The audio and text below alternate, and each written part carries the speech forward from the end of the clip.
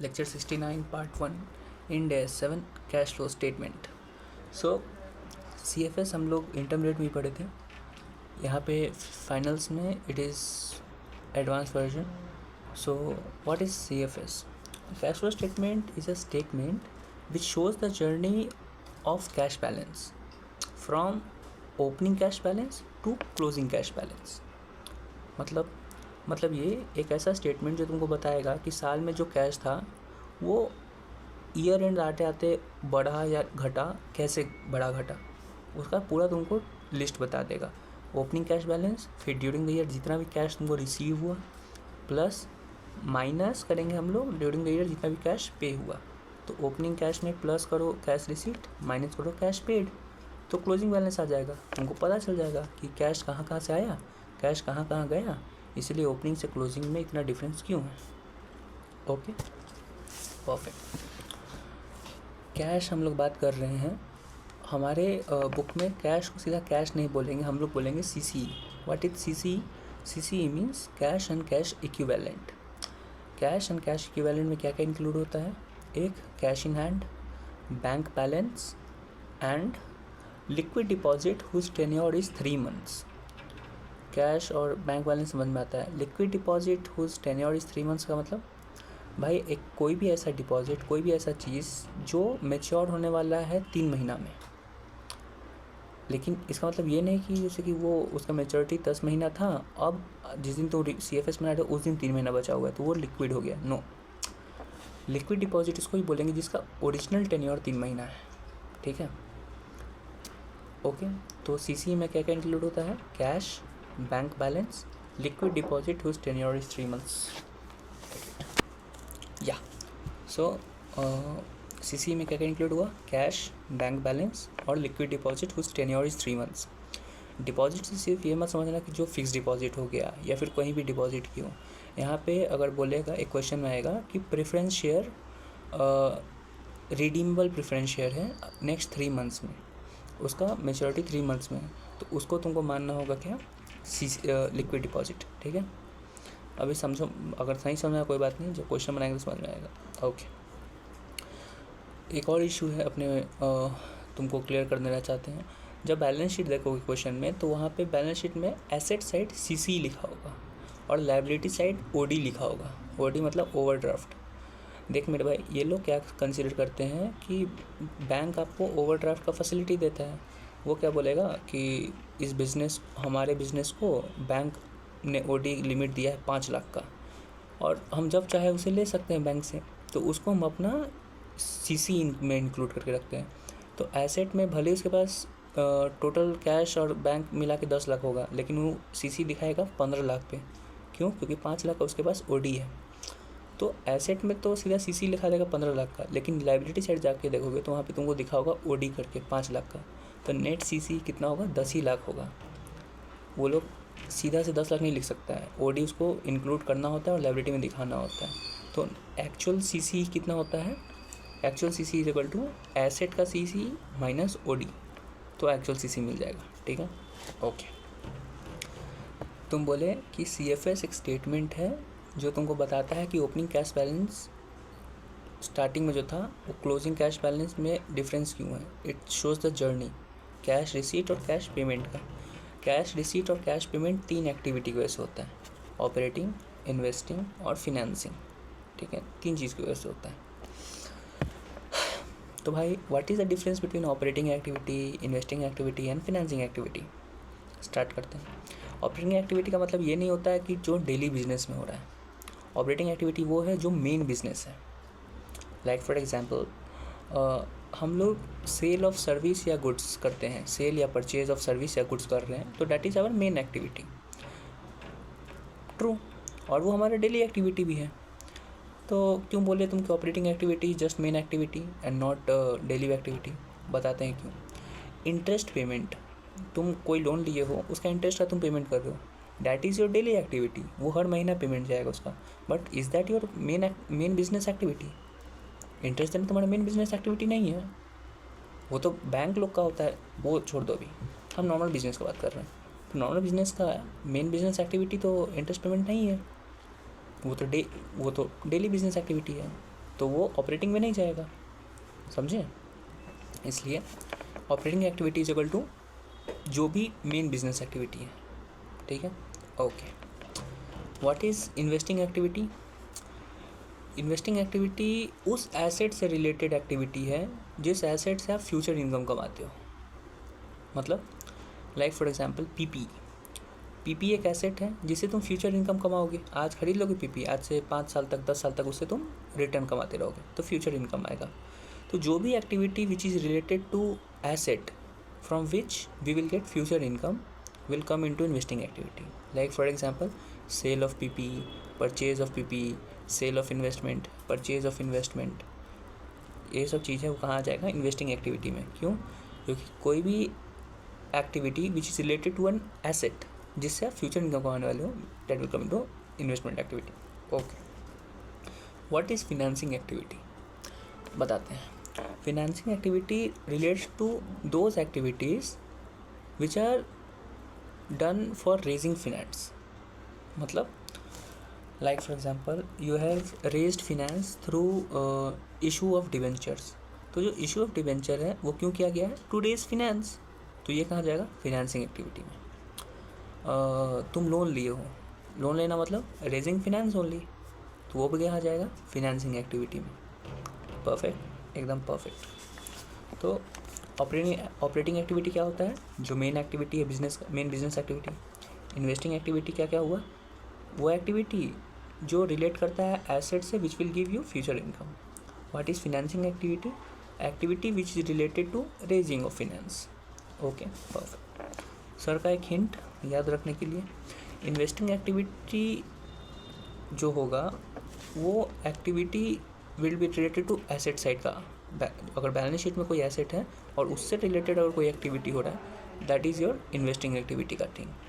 Like for example PP, investments, तो वो सब तुम्हारा किसमें दिख रहा होगा? एसेट साइड में। तो उससे रिलेटेड एक्टिविटी कहाँ जाएगा? इन्वेस्टमेंट में। जो एक्टिविटी तुम्हारा रिलेटेड टू लायबिलिटी साइड है वो तुम्हारा फिनेंस एक्टिविटी में जाएगा। कैसे? इशू ऑफ इक्विटी वो भी तुम्हारे फिनेंस में जाएगा, इशू ऑफ डिबेंचर वो भी फिनेंस में जाएगा, लोन वो भी फिनेंस में जाएगा, और ये सब कहाँ दिखता है? Liability side. तो जनरली जो भी लायबिलिटी में होगा फिनेंस एक्टिविटीज़ में जाएगा, जो भी तुम्हारा एसेट साइड होगा वो इन्वेस्टमेंट में जाएगा। जनरल का बात कर रहे हैं। Okay, perfect. एक समरी देते हैं इसका, ठीक है, कि कोई भी आइटम को हम लोग कैसे क्लासीफाई करें कि वो ऑपरेटिंग एक्टिविटी का आइटम है या इन्वेस्टिंग का है या फिनेंसिंग का है। कुछ नहीं करना है तुमको सिर्फ एक चीज़ चेक करना है, क्या? कि वो जो आइटम है वो किस वजह से हो रहा है। अगर कोई आइटम छोड़ो, कोई एक्टिविटी, ठीक है, कोई एक्टिविटी अगर हो रहा है because of main business activity, then it is operating activity. तुम सेल ऑफ गुड्स कर रहे हो, it is because of main business activity. Main business activity मतलब ऑपरेटिंग एक्टिविटी, ठीक है, ओके। अगर कोई एक्टिविटी तुम कर रहे हो due to an asset which gives you future income, then it will go into investing activity. Like for example तुम कर रहे हो purchase of PP. Purchase of PP क्यों कर रहे हो? It is because of an asset जिससे तुम ये फ्यूचर इनकम जनरेट करोगे। या फिर तुम सेल ऑफ पीपी कर रहे हो, या फिर तुमको मिल रहा है interest, you are getting interest when, जब तुम क्या की हो, तुम इंटरेस्ट वर्ड गलत है, डिविडेंड, तुमको डिविडेंड मिल रहा है। क्यों? क्योंकि तुम इन्वेस्टमेंट किए हो। तो जो डिविडेंड है क्यों मिल रहा है? What is the reason? It is because of an asset which is use to generate future income. Asset यहाँ क्या है? इन्वेस्टमेंट से फ्यूचर इनकम आ रहा है, और वही इनकम तो तुम्हारा डिविडेंड है। तो डिविडेंड क्यों आ रहा है? इन्वेस्टमेंट की वजह से। और तो कहाँ जाएगा? इन्वेस्टिंग एक्टिविटी में, ठीक है। कोई भी एक्टिविटी हम लोग कर रहे हैं due to raising of finance, then it will go to finance activity. Like हम लोग इंटरेस्ट पेमेंट कर रहे हैं। इंटरेस्ट पेमेंट क्यों कर रहे हैं? क्योंकि हम लोन लिए थे, और लोन लेना क्या है? Raising of finance. Then interest will go to what? Financing activity. फिर से बोल रहे हैं, कोई भी एक्टिविटी को जब तुमको क्लासीफाई करना है कि कौन सा एक्टिविटी है, ऑपरेटिंग है, इन्वेस्टिंग है या फिनेंसिंग है, यू नीड टू चेक कि वो एक्टिविटी क्यों हो रहा है। If an activity is done because of main business then it is operating activity. अगर कोई activity is related to the asset from which you will get future income, then it will go to investment activity. If you are doing activity which is due to raising of finance, then it will go to finance activity. Easy, very easy. ठीक, तो इसी को लेकर हम लोग कुछ clarifications करते हैं। एक बात बताओ, अगर कोई बिल्डिंग है उससे तुमको रेंटल इनकम आ रहा है, तो वो तुम्हारा कौन सा एक्टिविटी है? कुछ बहुत ईजी है भाई, अभी हम लोग सीखे थे ढूंढने क्लासिफिकेशन करने का तरीका। क्या? चेक करो कि जो रेंटल इनकम है वो, ये जो इनकम है, ये जो एक्टिविटी है वो क्यों हो रहा है, क्यों हो रहा है इनकम। ये जो रेंटल इनकम हो सकता है कि इसका मेन बिजनेस हो, ये जो बिजनेस जो कंपनी है उसका मेन बिजनेस हो रेंटिंग का। अगर ये जो रेंटल इनकम अगर मेन बिजनेस है तो ये ऑपरेटिंग एक्टिविटी जाएगा, ईजी। लेकिन अगर क्वेश्चन बोल रहा है कि इनका काम रेंटिंग का काम नहीं है, इनका मेन बिजनेस नहीं है, तो रेंटल इनकम अगर मेन बिजनेस नहीं है तो अब ये रेंटल इनकम क्यों हो सकता है? हो सकता है कि rental income is because of an asset from which we will get future income. Rental income कहाँ से? बिल्डिंग से आ रहा है, तो बिल्डिंग एक ऐसा एसेट है जिससे फ्यूचर इनकम आता है, तो ये कहाँ जाएगा रेंटल इनकम? इन्वेस्टिंग एक्टिविटी में जाएगा। वेरी इजी, बन गया। बस देखो कौन सा आइटम है, आइटम को देखो और पता करो कि क्यों हो रहा है। अगर ये रेंटल इनकम अगर उसका मेन बिजनेस एक्टिविटी होता तो ऑपरेटिंग में चला जाता। यहाँ पे मेन बिजनेस अगर नहीं है तो ये ड्यू टू एन एसेट है, तो ये इन्वेस्टिंग एक्टिविटी गया। Rental income is not because of raising finance, तो फिनेंसिंग में नहीं जाएगा। Very easy, yes, okay. अब हम लोग बात करते हैं इंटरेस्ट का। इंटरेस्ट इनकम, हमको इंटरेस्ट मिल रहा है, तो इंटरेस्ट इनकम कौन सा एक्टिविटी है? डिपेंड करता है भाई, फिर से चेक करो इंटरेस्ट इनकम क्यों हो रहा है, ये जो आइटम है क्यों हो रहा है। If it is main activity तो वो ऑपरेटिंग जाएगा। मेन एक्टिविटी किसका होता है? बैंक लोग का, NBFC लोग का। उन लोगों को मेन एक्टिविटी होता है क्या? लोन देना, लोन और डिपॉजिट लेना। ट्रू, तो उनका मेन एक्टिविटी की वजह से ये इंटरेस्ट आ रहा है, तो वो ऑपरेटिंग जाएगा। लेकिन जनरली क्या होता है कि जो इंटरेस्ट होता है, interest income, it is not because of main business. कोई भी नॉर्मल बिजनेस का जो सेल परचेज कर रही है उसका मेन एक्टिविटी लोन देना, लोन लेना नहीं है। ट्रू, तो हो सकता है कि वो कहीं इन्वेस्ट किया होगा, तो this interest income is because of an asset from which you are getting future income, और वही फ्यूचर इनकम तुम्हारा इंटरेस्ट है, तो वो जाएगा इन्वेस्टिंग एक्टिविटी में। तो इंटरेस्ट इनकम कहाँ जाएगा? अगर interest income is because of main activity तो वो ऑपरेटिंग में जाएगा। Interest income is not because of main business but it is because of a asset, then it will go into investing activity. Very easy, okay. अब बात करते हैं interest expense का। Interest expense मतलब तुम पेमेंट कर रहे हो, ठीक है। जनरली इंटरेस्ट कब तुम पेमेंट करते हो? जब तुम फिनेंस रेज किए होगे, नॉर्मल। तो interest expense is because of raising finance, तो interest expense is because of raising finance, तो इंटरेस्ट एक्सपेंस कहाँ जाएगा? फिनेंसिंग एक्टिविटी में। वेरी इजी, ठीक है। लेकिन वहीं अगर बैंक है तो इंटरेस्ट का जो एक्सपेंस है it is not because of raising finance, it is because कि वो लोग डिपॉजिट लिया होगा। वो लोग डिपॉजिट लेता है, सेविंग्स ले, मतलब कस्टमर से पैसा ले लेता है, डिपॉजिट रखता है और उस डिपॉजिट के ऊपर उसको इंटरेस्ट का पेमेंट करता है। फिक्स डिपॉजिट वो लेता है अपने पास तो उसको इंटरेस्ट देता है, तो वो तो उसका मेन बिजनेस एक्टिविटी है। तो उसका जो इंटरेस्ट एक्सपेंस होगा it is because of there main business activity, तो वो ऑपरेटिंग में चला जाएगा। ट्रू, तो नॉर्मली इंटरेस्ट इनकम, इंटरेस्ट बात करें, नॉर्मली हम नॉर्मल बिजनेस की बात कर रहे हैं। नॉर्मल बिजनेस का जो इंटरेस्ट इनकम होगा it will because of an asset, then it will go to investing activity. Interest expense जो होगा it will generally because of raising finance, तो फिनेंस एक्टिविटी में जाएगा। ये जनरल बिजनेस है।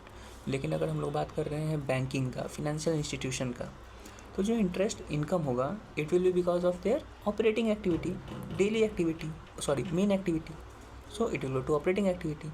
उसका जो इंटरेस्ट एक्सपेंस होगा वो क्यों होगा? बिकॉज उसका मेन एक्टिविटी है डिपॉजिट लेना है, वो तो वो भी ऑपरेटिंग जाएगा। तो फाइनेंस इंस्टीट्यूशन का, बैंक का इंटरेस्ट रिसीव्ड और इंटरेस्ट पेमेंट दोनों उसका ऑपरेटिंग जाएगा क्योंकि उसका मेन बिजनेस एक्टिविटी है।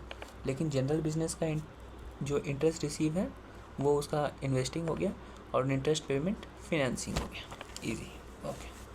अब हम लोग बात करते हैं डिविडेंड का, ठीक है। हमको डिविडेंड इनकम हो रहा है। हम पहले जनरल बिजनेस की बात करेंगे। हमको डिविडेंड मिल रहा है, डिविडेंड रिसीव हो रहा है। तो डिविडेंड रिसीव क्यों होगा नॉर्मल बिजनेस का, मतलब normal business that is not financial institution. तो नॉर्मल बिजनेस को डिविडेंड कब रिसीव होता है, जब वो इन्वेस्टमेंट करता है। इन्वेस्टमेंट क्या है, एक ऐसा एसेट जिससे फ्यूचर इनकम आता है। So this dividend receipt is because of an asset from which we will get future income. So this dividend receipt is a investing activity. Easy, okay. अगर हम लोग डिविडेंड पे कर रहे हैं, dividend हम लोग पे क्यों कर रहे होते हैं, क्योंकि हम किसी से फिनेंस रेज किए होंगे, इक्विटी हम किसी से हम इक्विटी इशू किए होंगे, तो वो मेरा इक्विटी खरीदा होगा, तो हम फिनेंस रेज करने के लिए हम उस टाइम किए थे, और उसी वजह से आज हमको डिविडेंड पेमेंट करना पड़ रहा है। तो this dividend payment is an activity which is related to raising of finance, so it will go to financing activity. So normal business का डिविडेंड रिसीव इन्वेस्टमेंट एक्टिविटी होगा और डिविडेंड पेमेंट फिनेंसिंग एक्टिविटी होगा। Easy. लेकिन वही अगर हम लोग बात कर रहे हैं फिनेंसिंग इंस्टीट्यूशन का, फिनेंस इंस्टीट्यूशन का बात कर रहे हैं, बैंक का बात कर रहे हैं, तो उसका जो डिविडेंड रिसीव होगा वो कौन सा एक्टिविटी होगा। हो सकता है बैंक लोग का, या हम बैंक का बात नहीं, फिनेंशियल इंस्टीट्यूशन का बात कर रहे हैं। जैसे इन्वेस्टमेंट कंपनी का काम ही है इन्वेस्ट करना, तो उसको तो मेन बिजनेस है इन्वेस्टमेंट का, तो उसके ऊपर जो डिविडेंड मिल रहा है वो तो due to main business activity है, तो वो ऑपरेटिंग में जाएगा। तो डिविडेंड रिसीव कहाँ चला जाएगा, ऑपरेटिंग में। ठीक, वो डिविडेंड पे कर रहा है एक financial institution like investment company, तो डिविडेंड वो पे कर रहा है, या फिर कोई बैंक है, कोई भी फिनेंशियल इंस्टीट्यूशन है जो डिविडेंड पे कर रहा है। तो डिविडेंड को कोई भी आदमी क्यों पे करता है, क्योंकि वो मार्केट में इक्विटी इशू किए हुए हैं, प्रेफरेंस इशू किए हुए हैं। और इक्विटी इशू करना, प्रेफरेंस इशू करना क्यों किया जाता है, raising finance. So this dividend payment is because of raising of finance, so it will go in to where financing activity. तो फिनेंशियल इंस्टीट्यूशन के लिए dividend receive will be operating activity, dividend paid will be financing activity. Okay, हम summary देते हैं। ठीक है, generally हम normal business की बात कर रहे हैं, फिनेंशियल इंस्टीट्यूशन नहीं है दिमाग में, हम जनरल बिजनेस की बात कर रहे हैं। तो इंटरेस्ट हो या डिविडेंड हो, अगर रिसीव हो रहा है तो it will be investing activity. Interest या डिविडेंड अगर रिसीव हो रहा है तो वो इन्वेस्टिंग एक्टिविटी है। क्यों, अगर इंटरेस्ट रिसीव हो रहा है इसका मतलब हम लोग कहीं इन्वेस्ट किए होंगे, इसीलिए उसका हमको इंटरेस्ट मिल रहा है। ट्रू, तो इंटरेस्ट क्यों मिल रहा है, because of investment. It is an investment is an asset जिससे फ्यूचर इनकम आता है, इन्वेस्टिंग एक्टिविटी। डिविडेंड रिसीव हो रहा है, डिविडेंड क्यों रिसीव होता है, क्योंकि हम कहीं इन्वेस्ट किए हुए हैं। डिविडेंड और इन्वेस्टमेंट किए हुए मतलब दैट इज एन एसेट जिससे फ्यूचर इनकम आ रहा है। अगेन, तो डिविडेंड रिसीट भी आपका क्या हो जाएगा, इन्वेस्टिंग एक्टिविटी। तो इंटरेस्ट या dividend receipt will be investing activity, general business का हम बात कर रहे हैं। ठीक है, ओके। लेकिन वहीं पे अगर फिनेंशियल इंस्टीट्यूशन का बात कर रहे हैं, उसको इंटरेस्ट या डिविडेंड रिसीव हो रहा है, तो फिनेंशियल इंस्टीट्यूशन के लिए वो हो जाएगा ऑपरेटिंग एक्टिविटी। क्यों, बैंक लोग को इंटरेस्ट मिलता है, that is their main business activity, interest लेना, तो उसका ऑपरेटिंग में जाएगा। डिविडेंड, एक इन्वेस्टमेंट कंपनी के लिए डिविडेंड मिलना इज रेगुलर बिजनेस, तो वो भी ऑपरेटिंग जाएगा। तो इंटरेस्ट या dividend receive to a financial institution, it will be their operating activity. लेकिन इंटरेस्ट या dividend received to a normal business, it will be their investing activity. Okay, okay. दूसरा चीज़, अगर इंटरेस्ट या डिविडेंड हम लोग पे कर रहे हैं, इंटरेस्ट या डिविडेंड हम लोग पे कर रहे हैं, और हम कौन सा बिजनेस है, हम नॉर्मल बिजनेस है, फिनेंशियल इंस्टीट्यूशन नहीं है। तो इंटरेस्ट या डिविडेंड जब हम लोग पे करेंगे तो it will be their financing activity. Interest कब पेमेंट करते हैं, जब लोन लिए हैं। डिविडेंड कब पेमेंट करते हैं, जब इक्विटी दिए हैं। लोन लेना, इक्विटी देना इज रेजिंग ऑफ फिनेंस। तो this activity is because of raising of finance, so it will go into financing activity. तो इंटरेस्ट पेमेंट या dividend payment, it is financing activity for a normal business.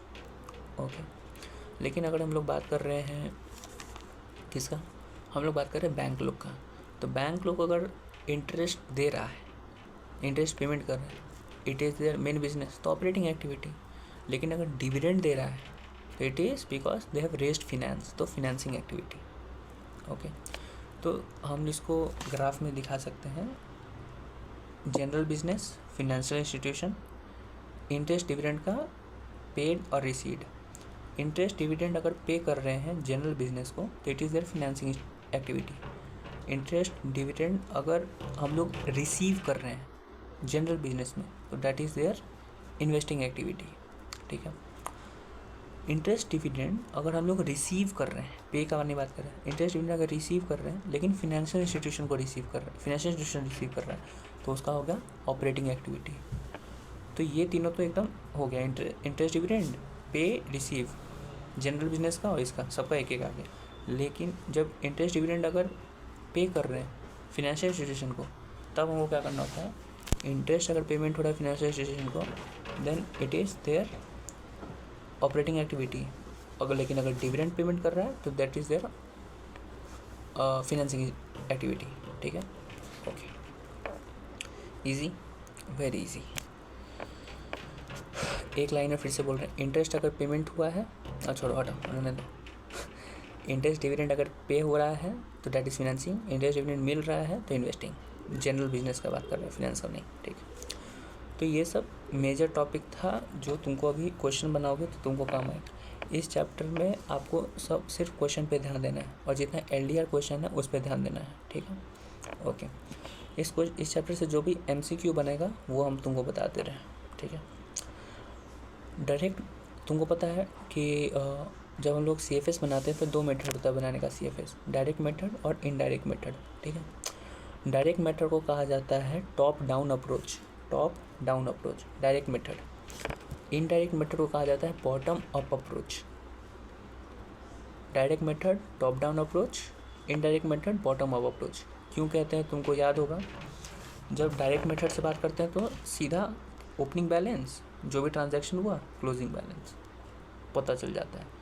लेकिन जब हम लोग जाते हैं indirect method में तो हम लोग स्टार्ट करते हैं प्रॉफिट बिफोर टैक्स, नीचे से इसको ऊपर ले जाते हैं, फिर non operational expense, non operating activity सबको कर करके फिर लास्ट में जाते हैं। तो indirect method is known as bottom up approach, direct method is known as top down approach, ठीक है। और एक और बात, ये जो डायरेक्ट मेथड और इनडायरेक्ट मेथड किस वजह से होता है, सिर्फ ऑपरेटिंग एक्टिविटी की वजह से होता है। ये जो इन्वेस्टिंग एक्टिविटी और फाइनेंसिंग एक्टिविटी है वो कोई भी मेथड हो, डायरेक्ट इनडायरेक्ट, दोनों में सेम होता है, सिर्फ ऑपरेटिंग में चेंज हो जाता है, ठीक है। ओके, एक और बात, इंड AS कभी भी रिकमेंड नहीं करता है आपको कि आप नेट बेसिस पे डेटा को दिखाइए। नेट बेसिस पे दिखाना जैसे कि purchase of asset, purchase of building and sale of building, तो तुम उसको नेट पे नहीं दिखा सकते हो कि 100 रुपया परचेज़ किए हैं और 80 रुपया सेल किए तो 20 रुपया परचेज़ किए हैं, ऐसे नहीं, तुमको ग्रॉस बेसिस पे दिखाना होगा, ठीक है, कि हम 80 खरीदें और 100 बेचें, समथिंग, ठीक है। Cash flow statement only shows item relating to cash. जो CFS में जो भी आइटम होगा वो तभी आएगा जब वो कैश में डील हुआ है। अगर वो बार्टर है, जैसे कि हम PP को एक्सचेंज कर रहे हैं दूसरा मशीन के साथ, तो वो CFS में नहीं जाएगा हमारे, क्योंकि कैश रिलेट नहीं हुआ, ठीक है। ओके, तुम्हारे दिमाग में थोड़ा सा कन्फ्यूज़न होगा इनडायरेक्ट मेथड को लेके। अगर नहीं है कन्फ्यूजन तो कोई बात नहीं, अगर है तो दिमाग सुन लो कि इनडायरेक्ट मेथड में भी हम लोग सिर्फ कैश ही का बात करते हैं, उसमें नॉन ऑपरेशनल एक्सपेंस हटा देते हैं,